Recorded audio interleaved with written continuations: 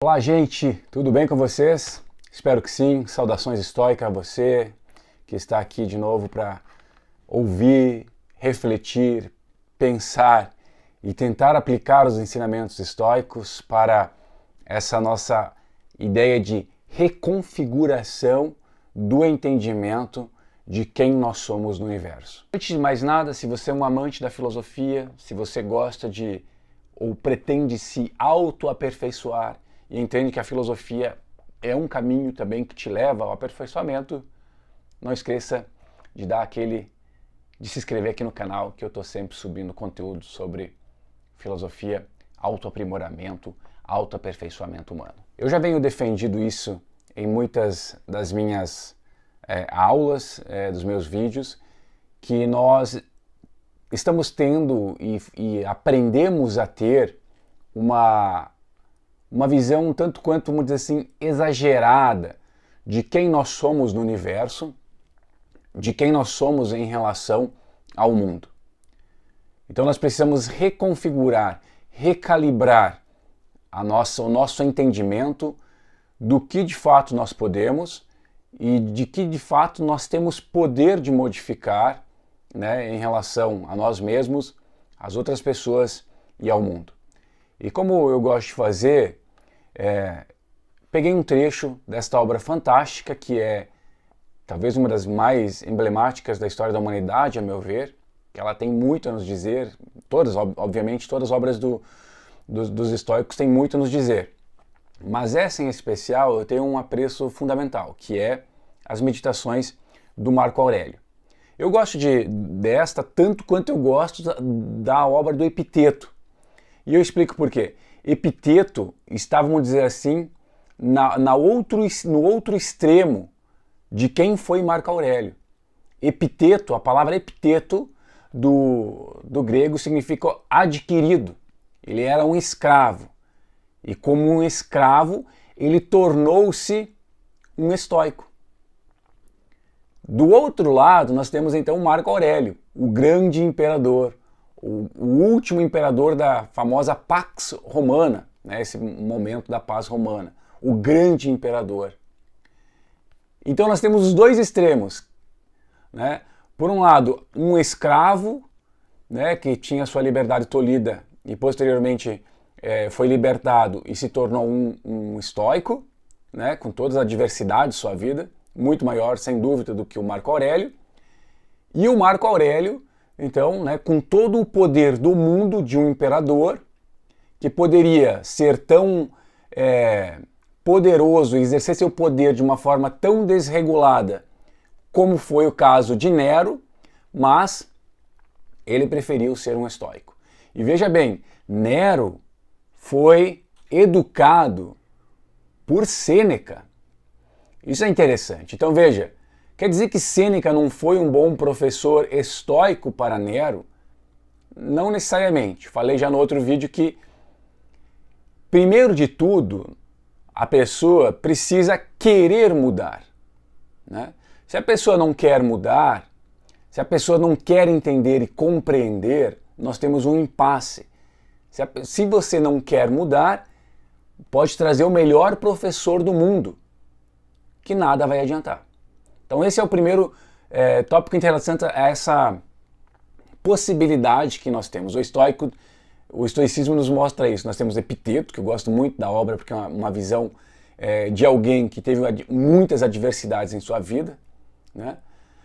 Inclusive dizem que o Epiteto, o dono de Epiteto era uma pessoa muito explosiva e que em uma das situações ele tentou, em uma brincadeira, ele estava torcendo a perna de Epiteto e o Epiteto estava dizendo que já era exagerado, estava doendo e tal, sem reclamar, mas que estava exagerado, até que a perna do Epiteto foi quebrada. E Epiteto mancava por causa dessa situação, mas não reclamou, né? Então nós temos aqui a adversidade total do Epiteto, né? E por lado, a liberdade absurda que poderia, liberdade aqui no sentido não estoico, dizendo assim, a liberdade sem nenhum tipo de impedimento. Então, nesse sentido, uma liberdade física que poderia ter sido utilizada por Marco Aurélio, mas ele não quis fazer dessa forma. Ele preferiu a buscar a liberdade em um sentido estoico, que é justamente a liberdade, vamos dizer assim, essa liberdade compatibilista. Vou fazer um vídeo sobre o compatibilismo estoico, que é justamente você estar de acordo com a natureza, né? Ou seja, estar de acordo com este logos que governa o mundo, né? E entender qual é o seu lugar e o seu papel neste mundo. Bom, então eu trago hoje para vocês, no livro 12 da obra Meditações de Marco Aurélio, o tópico 32. Quero fazer um comentário sobre este tópico que é fantástico, que estava passando os olhos hoje e a gente precisa comentar isso. Porque nós vamos ter aqui duas das grandes referências estoicas que nós temos, que é a ideia de amor fati e também de momento mori, né? Ou seja, de entender nossa condição efêmera no mundo, ou seja, que algum momento nós temos que encarar o fato da morte como algo muito natural, e por outro, o amor fati, que é abrace, no fim das contas, aqui uma tradução livre, abrace o destino, porque não há como esbravejar contra aquilo que acontece. Então diz o seguinte: quão minúscula é a porção de tempo ilimitado e infinito que foi destinada a cada um de nós? Com efeito, com suma celeridade se desvanecerá na eternidade. Essa primeira parte, ela nos lembra da nossa efemeridade, ou seja, o que é efêmero? É a nossa condição de passageiros neste mundo, de que nós não temos um grande tempo. Aqui vale a pena só frisar lá na obra sobre a brevidade da vida do Sêneca, que ele fala que nós não temos pouco tempo e que nós não precisamos reclamar sobre isso. Mas não há uma contradição entre essa proposta ou essa passagem do Marco Aurélio em relação à obra do Sêneca. O que Marco Aurélio está enfatizando é que se nós olharmos a proporção de quão grande e ilimitado é o universo e o tempo, nós temos uma fração irrisória, né? E nos lembra então justamente que tudo passará num piscar de olhos. Sigo então com a citação. É o mesmo, vamos dizer assim, versículo 32. Que porção irrisória da substância do universo, que porção insignificante da alma do universo, para qual minúsculo torrão de terra universal te moves penosamente? Bom, aqui Marco Aurélio, na continuação do que nós estávamos falando, ele nos chama a atenção para, olha só, que porção irrisória da substância do universo. Quer dizer, o quão pequeno nós somos, né? O quão insignificante nós temos nesta alma do universo. Nesse sentido, obviamente, que nós fizemos parte desse organismo panteísta, que é essa visão física que o estoicismo nos oferece. Por que se preocupar tanto com muitas questões quando nós esquecemos o quão pequeno nós somos nesta vastidão que é, nesse sentido estoico, o que ele chama de a alma do universo, né? E o quão pequeno é o torrão de terra que nós utilizamos, que nós fizemos parte e que nós interagimos. Então, esquecer toda essa questão que nos lembra este momento mori, que é justamente fazer uma reflexão sobre a naturalidade e a efemeridade da vida, é sempre muito complicado.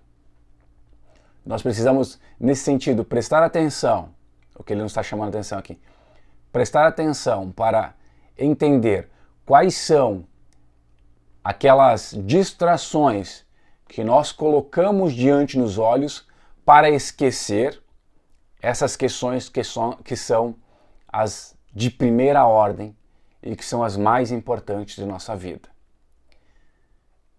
A preocupação com o futuro, a preocupação com enriquecimento, com prazeres, a preocupação com ter uma vida boa no futuro, a luta diária que nós temos, a luta diária que foi nos vendida no sentido de que nós precisamos ser alguém, que nós precisamos ter isso ou ter aquilo, ela acaba escondendo as questões mais fundamentais que estão postas pelos estoicos, que é justamente isso. Vem cá, eles estão dizendo aqui. Nós temos que pensar nas coisas que são de primeira ordem primeiro. Tudo bem, nós precisamos buscar os nossos objetivos, nossos desejos, mas também nós temos que buscar e não esquecer aquilo que nos faz ser quem nós somos como seres humanos. Nós não somos, né?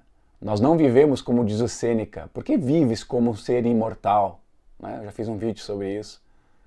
Você vive como se fosse imortal, vai dizer o Sêneca, mas tem medo de tudo como se fosse um mortal. Então, as proporções estão desalinhadas e por isso essa exortação de, né, prestar atenção naquilo que de fato importa, ou seja, que nós temos uma vida curta, que nós não sabemos quando nós iremos perecer, né? Até o próprio Sêneca nos diz em algum momento que nós devemos viver como se amanhã não fosse uma possibilidade. Nós vivemos o dia a dia como se os próximos 10 anos fosse uma verdade, e eles não são. Nem um amanhã e nem uma tarde vai ser. Nós temos a nossa mente funciona dessa forma, porque em algum momento nós começamos a olhar outras coisas para considerar o que é vida. Mas a vida não nos garante nada. Não há garantia nenhuma nisso. Nós começamos a medir a vida pelos nossos desejos e ânsias de busca de compreensão ou de tentar ser alguém, como é dito, né, normalmente na sociedade, e que esconde essa questão mais elementar. A última parte deste tópico 32 do livro 12 é a seguinte: em meio a esta reflexão, firma-te na ideia de que nada tem grande importância, exceto se agires como orienta a natureza e suportares o que a natureza comum te trazes. Bom, essa última parte, então, é vamos dizer assim, a prescritividade do momento, ou seja, é aquela norma que nós podemos extrair, ou seja, aquilo que de fato Marco Aurélio exorta para que nós possamos fazer. E veja, diante da transitoriedade da vida em termos temporais e da insignificância da vida em termos materiais, considerando toda essa imensidão que é o universo, nós devemos prestar atenção naquilo que dá, de fato, a grandiosidade humana, que é, então ele vai dizendo, olha, firma-te na ideia de que nada tem grande importância, nem a temporalidade, aqui vamos pensar assim, nem a materialidade, exceto, veja então, existe algo que é de grande importância, agires como orienta a natureza, que é de fato o telos final de toda a proposta estoica, que é agir de acordo com a natureza. O telos significa finalidade. E agir de acordo com a natureza é agir de acordo com as virtudes cardinais estoicas, que é coragem, sabedoria, moderação e justiça. É a única forma que nós temos de encontrar a felicidade, agindo virtuosamente. Aqui, diferentemente de Aristóteles, os estoicos dizem que as virtudes por si só nos garantem a felicidade. Aristóteles dizia que outras coisas, além das virtudes, eram necessárias, como, por exemplo, ter amigos, como por exemplo alguns bens materiais, e que nós podemos discutir isso sim, que talvez os estoicos estejam muito forte nessa perspectiva, né? Desvinculando qualquer tipo de, o que eles chamam de insignificante, que são as coisas que não fazem diferença na nossa vida. Mas aqui, numa primeira ordem da leitura, está dizendo: haja de acordo com a natureza. E agir de acordo com a natureza é viver virtuosamente para a busca e encontro da felicidade. E a segunda parte, ele fala: exceto se agires como orienta a natureza e suportares o que a natureza comum te traz. Que esse momento é do amor fati, entender que, lembrando também Epiteto, nós podemos controlar apenas os nossos julgamentos, as nossas ações, o modo como nós interpretamos os fatos, né? Porque de fato não são os fatos que nos intranquilizam a alma, mas sim o modo como nós interpretamos esses fatos. E se nós abraçarmos este princípio estoico de amor fati, de amor ao destino, de entender que as situações que o mundo nos coloca, ou as situações que as pessoas tramam, vamos dizer assim, no sentido mais perverso, ou as situações que se desenrolam dentro de determinados círculos sociais, ou que se desenrolam até dentro da nossa família, que não diz respeito necessariamente à nossa deliberação, nós não temos controle. E nós precisamos abraçar isso. É a melhor forma de nós lidarmos com isso, né? A ansiedade que nós temos, ela está também baseada um pouco no sentido dessas nossas expectativas, o medo também, né? As expectativas que nós temos e que às vezes são frustradas, e essas frustrações não diz respeito exatamente com aquilo que nós podemos deliberar. Então nós teríamos que aceitar isso. É difícil, é muito difícil. Eu sei bem, né? O estoicismo, o que me levou ao estoicismo foi justamente a ansiedade, o medo, como os outros podem me ver, o que os outros vão dizer. Então o estoicismo tem esse momento de nós pensarmos e tentarmos naturalizar, o que não é fácil.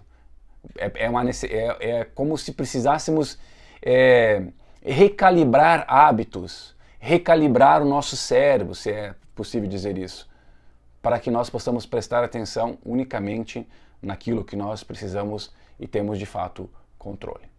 Então é isso, gente. Espero que essa reflexão tenha contribuído e aí eu vejo vocês na próxima reflexão sobre estoicismo, sobre filosofia, e dá aquela força aí, dá o teu joinha aí no meu canal.